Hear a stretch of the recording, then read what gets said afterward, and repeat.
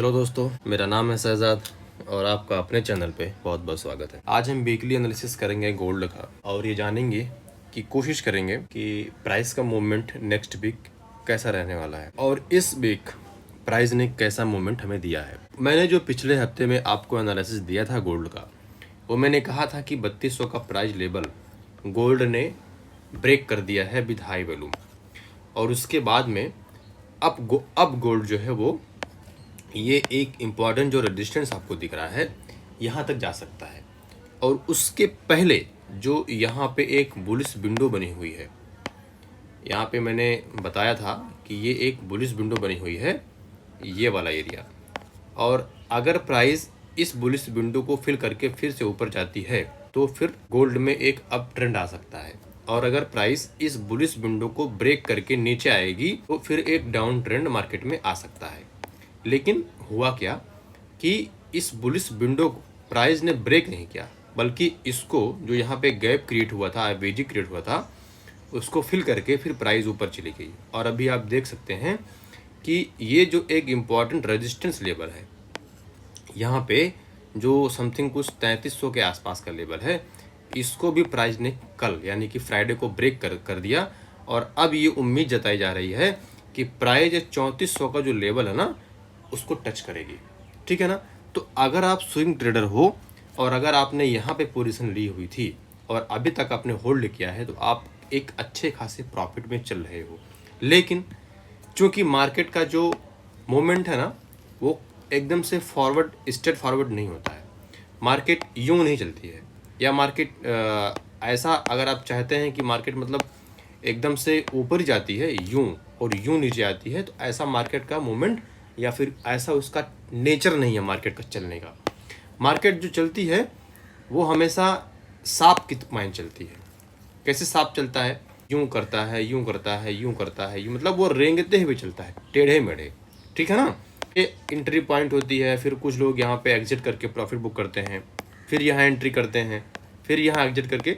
तो ये होती है मार्केट के चलने का तरीका, उसका नेचर यही होता है। अभी जहाँ तक मैं जानता हूँ बहुत सारे रिटेल ट्रेडर जो होंगे ना यहाँ बाय किए होंगे, कुछ लोग यहाँ पे सेल कर दिए होंगे, कुछ लोग यहाँ पे सेल कर दिए होंगे। चलो ठीक है, यहाँ पे सेल करना एक अच्छी बात है, ठीक है ना, क्योंकि ये एक इम्पॉर्टेंट रेजिस्टेंस है और ये नीचे भी आ सकती है।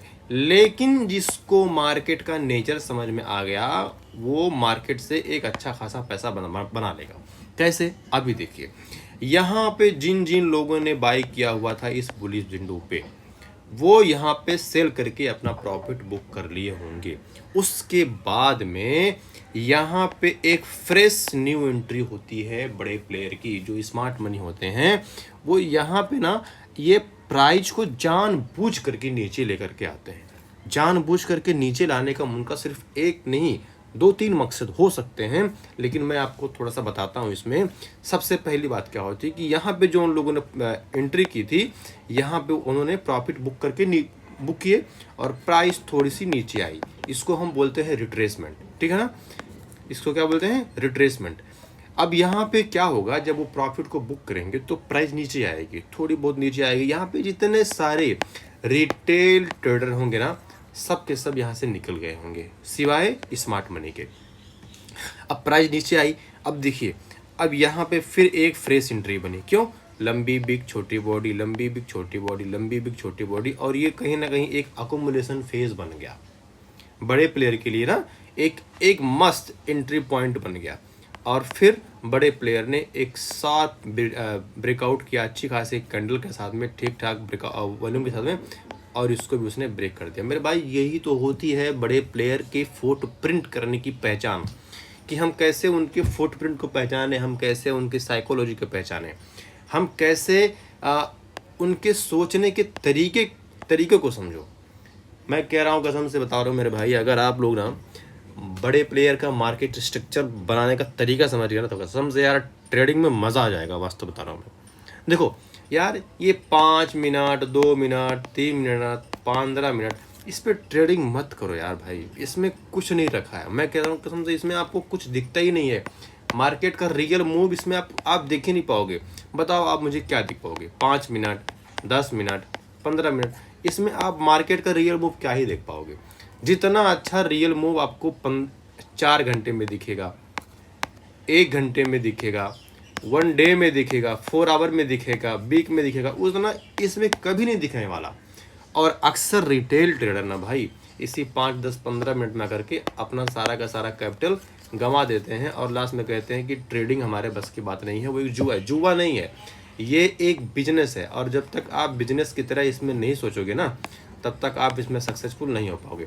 अच्छा, आप मुझसे पूछोगे कि भाई ये मेरे को बताओ कि यहाँ पे प्राइस नीचे क्यों आई? अगर प्राइस को ऊपर जाना ही था तो फिर ये नीचे क्यों आई?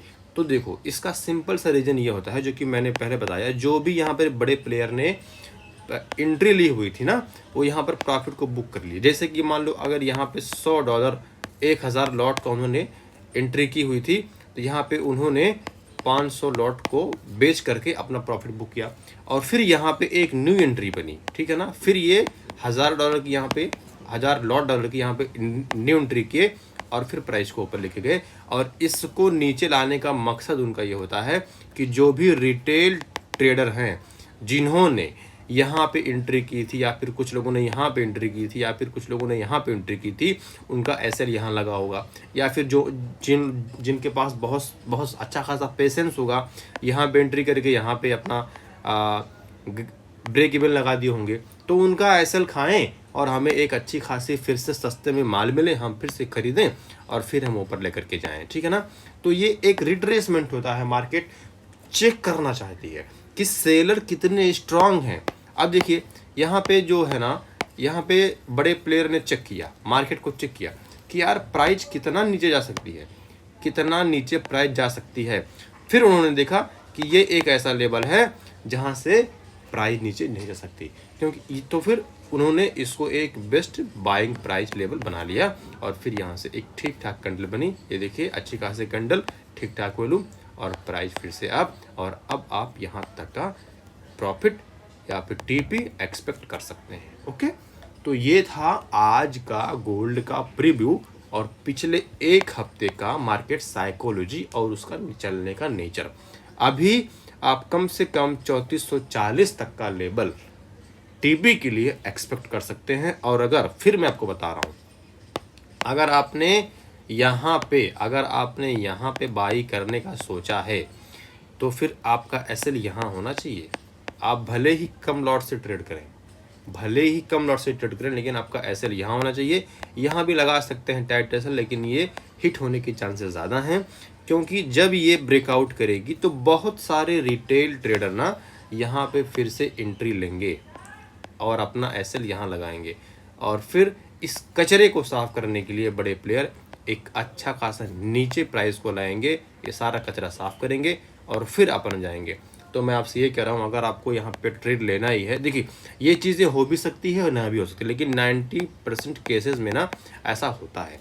तो अगर आप यहाँ पे ट्रेड ले रहे हैं, अगर आप यहाँ पे ट्रेड ले रहे हैं, तो आप एक काम कीजिए, सबसे पहले आप 0.01 लॉट से यहाँ पे ट्रेड लेके अपना अपॉर्चुनिटी लॉक कर दीजिए।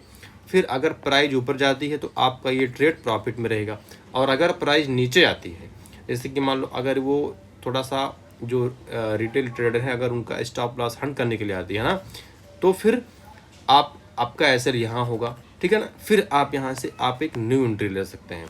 एक एंट्री 0.01 की यहाँ पे कीजिए और एक एंट्री 0.01 की वहाँ पे कीजिए, और फिर आप यहाँ तक का प्रॉफिट एक्सपेक्ट कर सकते हैं। जब फिर से यहाँ पे कंफर्मेशन हो जाए, तो फिर से आप 0.01 का लॉट यहाँ पे, तो आपका टोटल जो है ना 0.03, मतलब ये मैं आप अपने कैपिटल के हिसाब से बता रहा हूँ कि कम से कम अगर आपका 500 या फिर $1000 का अकाउंट है, तो आप इतने लॉट से ट्रेड करेंगे तो आपका अकाउंट ब्लो नहीं होगा, आप प्रॉफिट में ही रहेंगे, ठीक है ना। और क्या पता कभी कभी ऐसा भी होता है कि जब उनको लिक्विडिटी चाहिए रहती है, और अगर इस लेवल पे ठीक ठाक लिक्विडिटी पूल बना है, मतलब अगर यहाँ पे बहुत सारे एसएल क्लस्टर हैं, तो क्या पता बड़े प्लेयर यहाँ तक भी प्राइस को ला सकते हैं, तो आपका यहाँ भी एसएल हिट, यहाँ भी एसएल हिट। तो इसीलिए आप छोटे लॉट से ट्रेड कीजिए, और जब मार्केट का स्ट्रक्चर क्लियर बनने लगे, तो फिर आप स्विंग लो पे बाय करके अपना प्रॉफिट लॉक कर सकते हैं, ठीक है ना। तो ये था ये पूरा ओवरव्यू, पूरा एनालिसिस, कैसा लगा आप कमेंट बॉक्स में ज़रूर बताइए, और चैनल को लाइक कीजिए, सब्सक्राइब कीजिए और शेयर कीजिए। और अगर कोई क्वेश्चन है तो कमेंट बॉक्स में पूछिए। अगर आप चाहते हैं कि आपको एक ट्रस्टेड और अच्छा खासा प्रॉप फर्म ज्वाइन करना है तो उसका लिंक मैं 5% का आप नीचे डिस्क्रिप्शन में दूंगा, वहाँ से आप ज्वाइन कीजिए तो आपको मेरा सपोर्ट मिलेगा। और अगर कोई क्वेश्चन तो मैं आपको लाइव सेशन से भी वो चीज़ें क्लियर कर सकता हूँ। और फिर मिलते रहिए, पढ़ते रहिए और सीखते रहिए, और सपोर्ट कीजिए। चैनल को सब्सक्राइब ज़रूर कीजिए, क्योंकि अभी 46 सब्सक्राइबर ही हैं। बहुत मेहनत लगती है कंटेंट को क्रिएट करने में, हमें भी हौसला मिलेगा, आपको भी मिलेगा। मिलते हैं अगली वीडियो में। Thank you very much.